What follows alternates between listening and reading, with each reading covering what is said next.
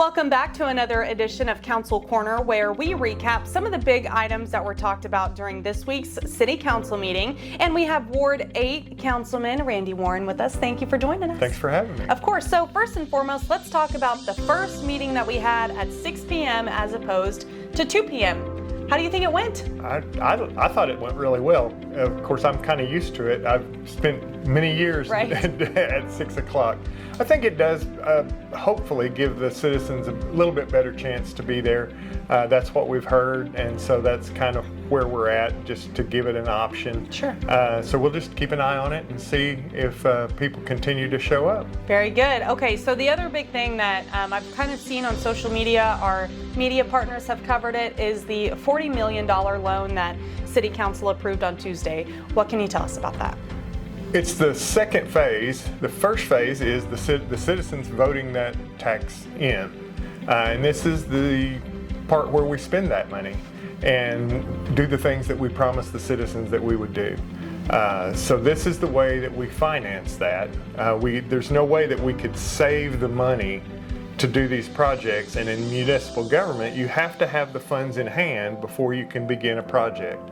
And so in order to do those projects and beat the inflation, which will happen over the years, we borrow the money now at a lower interest rate than what we expect it to be later on. And we start those projects now, and I'm really excited about being able to start the youth sports design for the complex out there. We've purchased the land already. This will give us some funds to do the design, which is the next step there. This will give us some funds to spend at the lake, which is what we've promised the citizens that we would do. And we'd also be able to start on the aquatics facility, some design on that. Right, all projects directly related to the 2019 CIP. Correct. So absolutely looking forward to those. Now, another thing that was brought forth was an ordinance that Charlotte Brown, our Community Services Director, brought to you guys, talking about a possible lien to be put on properties if the property owner or whoever's there isn't taking care of the property like they should. We've had many complaints from citizens about a neighbor or someone down the street that's got a yard full of trash or whatever the case may be. And we have in the past tried diligently to make that an occurrence that happens a lot less. And we haven't been really successful because people haven't really been worried about the consequences, some of the property owners and renters. And so what this will do, this will give us a little bit more of ability to increase those fines as the occurrences continue. The first one I believe is $500, and then it'll go up from there. But more importantly, it gives us the ability to actually put that onus on the property owner eventually and put a lien on that property so that the citizens of Lawton aren't on the hook for cleaning that up. And it might be 300. Is that 300? I'll have to go back and check, but we already posted some information on the recent code changes because there have been several that impact people on not only that, but bulk waste and making sure that our citizens adhere to our bulk waste guidelines. What I was thinking of. So yeah, so a lot of changes in that way, but like you mentioned, if you're not doing anything wrong, then it doesn't affect you.